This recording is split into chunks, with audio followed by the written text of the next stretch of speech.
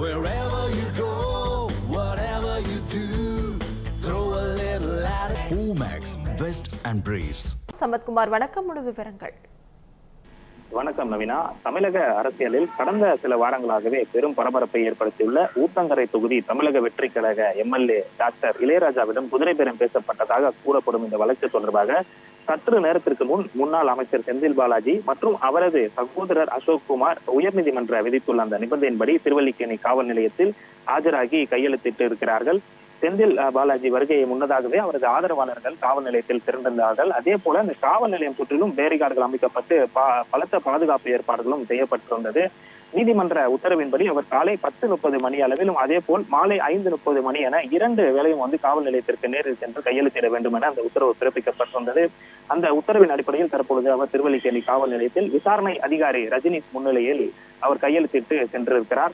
முதலில் இந்த வழக்கின் பின்னணியை பார்த்தால் தமிழக வெற்றி கழக எம்எல்ஏ டாக்டர் இளையராஜாவும் தன்னை அணுகி சட்டப்பேரவையில் குறிப்பிட்ட வாக்கெடுப்பின் போது ஆதரவை மாற்றுமாறும் வலியுறுத்தியதுடன் அதற்காக பல கோடி ரூபாய் வரை பேரம் பேசப்பட்டதாக காவல்துறையில் புகார் அளித்திருந்தார். அந்த புகாரின் அடிப்படையில் திருவல்லிக்கேணி காவல்துறையினர் வழக்கு பதிவு செய்து விசாரணையை தொடங்கினார்கள். விசாரணையின் ஆரம்ப கட்டத்திலே பலரும் கைது செய்யப்பட்டு இந்த விசாரணை வளையத்திற்குள் கொண்டு வரப்பட்டனர். இந்த விசாரணை என்பது விரிவுபடுத்தியது. இந்த வழக்கில் இதுவரை மொத்தம் 14 பேர் கைது செய்யப்பட்டுள்ளதாக காவல்துறை தரப்பில் தெரிவிக்கப்பட்டுள்ளது. இதனிடையே இந்த கைது செய்யப்பட்ட சிலரிடம் நடத்தப்பட்ட விசாரணை மற்றும் அந்த விசாரணையிலிருந்து கிடைக்கப்பட்ட அந்த தகவல்களின் அடிப்படையில் முன்னாள் அமைச்சர் செந்தில் பாலாஜி மற்றும் அவரது சகோதரர் அசோக்குமார் ஆகியோரின் பெயர்களும் இந்த விசாரணை வளையத்திற்குள் வந்தன. இதையடுத்து இந்த கைது செய்யப்படலாம் என்ற அச்சத்தில் இருவரும் சென்னை உயர்நீதிமன்றத்தில் முன்ஜாமீன் கோரி மனு தாக்கல் செய்திருந்தார்கள். அந்த மனுவை விசாரித்த சென்னை உயர்நீதிமன்றம் கடந்த ஜூலை 8ஆம் தேதி இருவருக்கும் நிபந்தனை முன்ஜாமை வழங்கியது. அதே நேரத்தில் பல முக்கிய நிபந்தனைகளும் விதிக்கப்பட்டிருந்தது. குறிப்பாக அந்த உத்தரவு நகல் கிடைத்த 15 நாட்களுக்குள் சென்னை முதன்மை அமர்வு நீதிமன்றத்தில்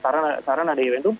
ரூபாய் 25,000 மதிப்பிலான சொந்த ஜாமீன் மற்றும் அதே தொகைக்கு 2 நபர் ஜாமீன் அளிக்க வேண்டும். அது மட்டுமின்றி மறு உத்தரவு வரும் வரை தினமும் காலை 10:30 மணிக்கும் மாலை 5:30 மணிக்கும் திருவல்லிக்கேணி காவல் நிலையத்தில் ஆஜராகி விசாரணை அதிகாரி முன்னிலையில் கையெழுத்திட வேண்டும் என்ற அந்த உயர்நீதிமன்றம் உத்தரவு பிறப்பிக்கப்பட்டிருந்தது.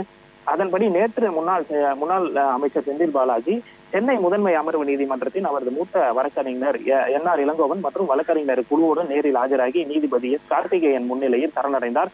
பின்னர் அந்த உயர்நீதிமன்ற விதித்திருந்தப்பட்ட 25,000 சொந்த ஜாமீன் மற்றும் 2 நபர்கள் ஜாமீனும் தாக்கல் செய்திருந்தார். அந்த பிணையை ஏற்றுக்கொண்ட நீதிமன்றம் உயர்நீதிமன்றம் ஏற்கனவே விதித்திருந்த அந்த நிபந்தனைகளுக்கு பின்பற்ற வேண்டும் என்ற பதிவு செய்யப்பட்டிருந்தது.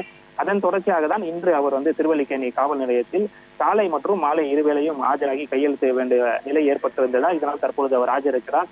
முன்னாள் அமைச்சர் செந்தில் பாலாஜி திருவல்லிக்கேணி காவல் நிலையத்திற்கு வருகை தந்து நீதிமன்றம் விதித்துள்ள அந்த நிபந்தனையின்படி விசாரணை அதிகாரி காவல் ஆய்வாளர் ரஜினிஷ் முன்னிலையில் கையெழுத்திட நடைமுறை அவர் மேற்கொண்டிருக்கிறார். இது வெறும் கையெழுத்திடும் நடைமுறை மட்டுமில்லாமல் உயர்நீதிமன்ற நிபந்தனை மற்றும் அவர் இந்த நிபந்தனையை அவர் முறையாக பின்பற்றுகிறாரா என்பதற்கான ஒரு சட்ட நடவடிக்கையாக பார்க்கப்படுகிறது. தமிழ் ஜனம் சேனலை சப்ஸ்கிரைப் பண்ணாம பார்த்துட்டு இருந்தீங்கன்னா மறக்காம சப்ஸ்கிரைப் பண்ணிடுங்க.